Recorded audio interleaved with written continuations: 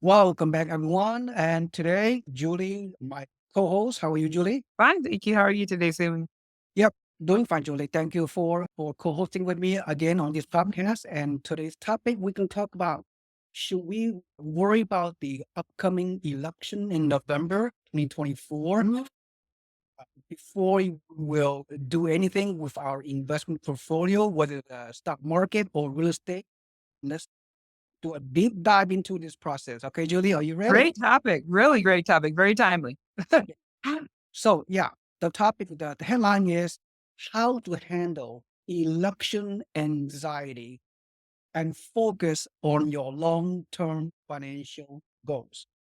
All right. So every 4 year, every 8 year, whatever, we come to this situation. So let's look at it from a historical perspective, okay? hmm And hmm know your history before the present. So let's look at the history of the stock market. Investing, not just stock market, any kind of investment in general. So Right. here it is. Data from Vanguard showed that since 1853, we're talking several Wow. hundred years, stock markets have trended upward regardless of which party controls the White House or Good point. further. Research from BlackRock indicates that over the past 120 years, the S&P 500 has returned 9.9% annually under Democratic presidents and 6.1% under Republican presidents. Interesting. And yep, emphasizing that markets have grown under both parties. Further, Yeah, that's the bigger picture. They've still grown. history does not lie, okay? Those that do not study history are doomed to repeat the past, That's it. due to make emotional mistakes which they will regret later in their life. Very good. Further, a study by the CFA Institute found no statistically significant difference in stock market returns based on the political party of the president. Interesting. Markets have shown resilience following elections, often rebounding quickly after initial volatility. For, from then, you and I will speak for this. Focus on your long-term financial and real estate goals rather than reacting to short-term political events. Remember, your goal is not to predict election outcomes, Right. market movements. Right. Provide historical context and reinforce sound investment principle that hmm and political cycles. Correct. Correct. Correct. By Correct. consistently emphasizing the long-term nature of your financial and realistic plans, you can avoid making emotional decisions hmm by make because of short-term political events. That's a very good point because it is an emotional decision. And I think you've got just that first slide that you showed where it didn't matter if it's the Republicans or the Democrats that are in office, the market still goes up. So you still have an opportunity. It doesn't matter which one you vote for. This is not a plug for either one. Julie, having said that, having understand the historical context, Yeah. elections versus the economy or whatever, why we continue to see, look, you and I, we've been doing this for a long time. Beings are human beings, right? The human beings are is an emotional animal, right? Yes. They let the emotions of the election overwhelm their own unique financial goals. So Yes. why is that the case, Julie? To tell me from your perspective, why do you think that's the case? Again, I think that people just live in so much fear when it comes to doing anything, pretty much. We can always find a reason. There's always a reason. Like we talked earlier in one of the other videos, is it a landlord state or a tenant friendly state or a landlord state? We can always find something to be afraid of and to not pull the trigger. But it's like you will, what do they call that? You'll analyze until you're paralyzed. And you'll analyze the situation so much, you know, Analysis paralysis. exactly. You'll analyze it so much. And there's always something. Is the market going up? Is the stock market going up? Is the housing market going down? Who's in office? Tenant friendly state, landlord friendly. There's always so many things that you can be afraid of to invest But you're looking at it, it's based on emotion. You're not looking at solid evidence, solid facts. What's happened over the last 5 years, 10 years, 15 years in any market, be it real estate or stock market or whatever, it's gone up. You got to look at it as a long-term strategy, not an emotional, like, oh, I'm not going to make this because I'm afraid. Yeah. Investors of all types, they make a decision based on emotions. Yeah. And later they justify based on logic later. Right. Let's talk about real estate investors and primary homeowners. Look, as a primary homeowner, owner occupied, if you're ready to buy a property, if you qualify, you have a good job stability, you have children, whatever motivating you to buy an owner occupied property to live in, so you can move on with your life. If you're ready, it doesn't matter what's happening out there on economic factors that you cannot control. Correct. Absolutely. Now, so for real estate investor, same thing. You and I, we invest for the long term. We don't care about the short-term volatility. We don't care about the elections. It doesn't impact our investment plan. Buy a rental property, pick a good market, the cash flow, and then we look at the tenant. If the tenant is paying our mortgage, paying our rent, we're getting cash flow every month. We invest for the next 5 to 10 years. Cares about what's going on out there. Exactly. And I think that emotion or the fear, which is an emotion, it just keeps you from making any type of decision. As so you just keep waiting and waiting till like it's a perfect storm or whatever. Guess what? It's never a perfect storm. There's just no perfect market to invest in. You just have to work with what you work with and understand that's just part of the cost of doing business, whatever that looks like, and just move past it and move forward. Yeah.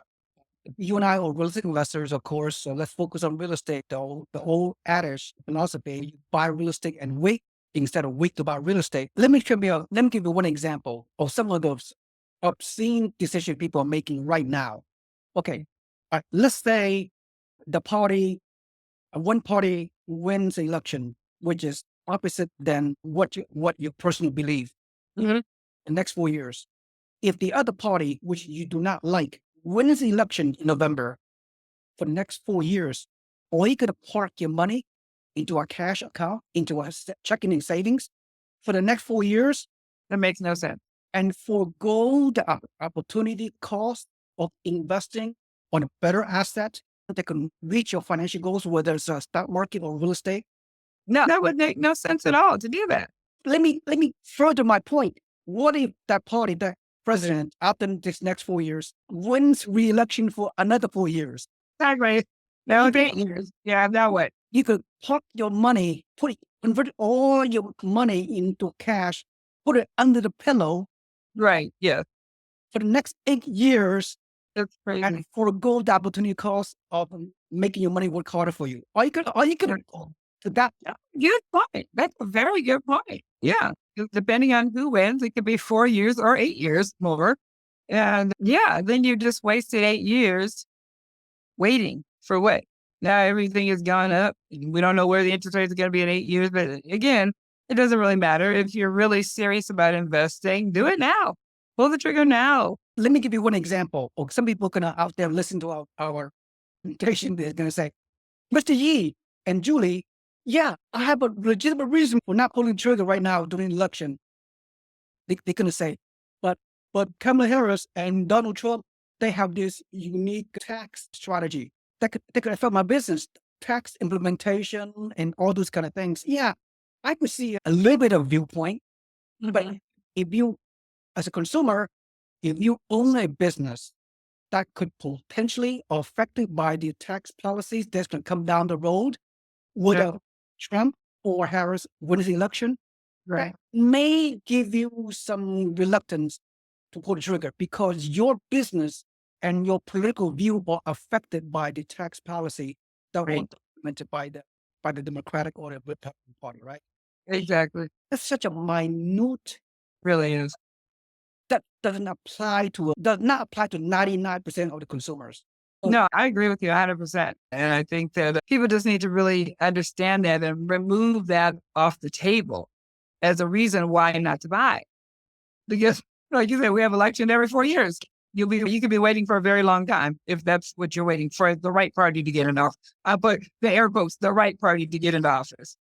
Julie, okay, let's talk about risk investing. Okay, something that you and I do, right? This is a bread and butter profession as a real estate owner, toolkit provider, and you as a mom and pop risk investor, just like a lot of people out there. So if you make this political decision, this emotional decision, not to buy rental properties, Right. next 2 to 8 years, even though you're fully capable and even though you have the capital to buy 2 or 3, 4, 5 rental properties, Right. between now and 4 to 8 years, if you forego this opportunity, if you're using election on the other party as an excuse for the next 4 to 8 years, and you're staying on the sideline, It's unbelievable. imagine the cost of time you lost. Absolutely mind-boggling, going to affect your financial future adversely.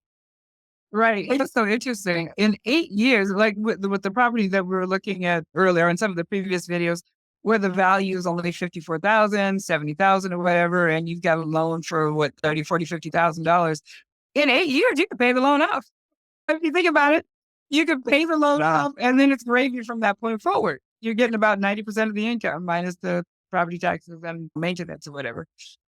Julie, to your point, if you invest, wise investor, whether you're a newbie or experienced investor, right now, if you just ignore all the noise out there, election or otherwise, if you have the capital to finance 4 to 8 properties in the next 4 to 8 years, you could be a multi-millionaire by taking action today. Absolutely. 100%. If you're on the other side of the spectrum, you're going to allow this emotional election. If the other party wins and you feel so paralyzed about it, you don't invest until the next 4 to 8 years, depending on who's going to win the next election every 4 years. Right. You are destroying your financial future. So Absolutely. 100%. these two scenario is a reality. It could happen. So 4 years from now, from this podcast, from this topic we just discussed, let's compare the next 4 to 8 years. Let's go back to this podcast, October the 8th, Tuesday, 2024. There you go. Let's compare someone who invests today, 4 to 8 properties in next 4 to 8 years versus somebody who, because of the election year, they're so politically, emotionally distracted. They don't do anything. They have two person. One took the plunge today, took action. The next one is from 4 to 8 years, do not take any action whatsoever because of their election situation. Let's see who's the mind-boggling economic effect. It would be great if we could do a study. Yeah, but no, you're absolutely right. I think you and I already know the answer. We know where it's going to end up 4 years from now. And it doesn't really matter who's in office. So let's conclude this presentation by focus on your quote unquote personal economy you can control as a consumer, as a primary home buyer, owner occupied buyer, or as a real estate investor. Control your personal economy. Focus on your long-term real estate investment plan. Ignore short-term volatility. Volatility, yeah, it's a hard one. That's my takeaway. What's your final takeaway from this presentation? Oh, just stop waiting and just do it. 30 days from now or whatever the election is not going to make a difference. So if you're really ready to make that decision, do it today and ride the wave.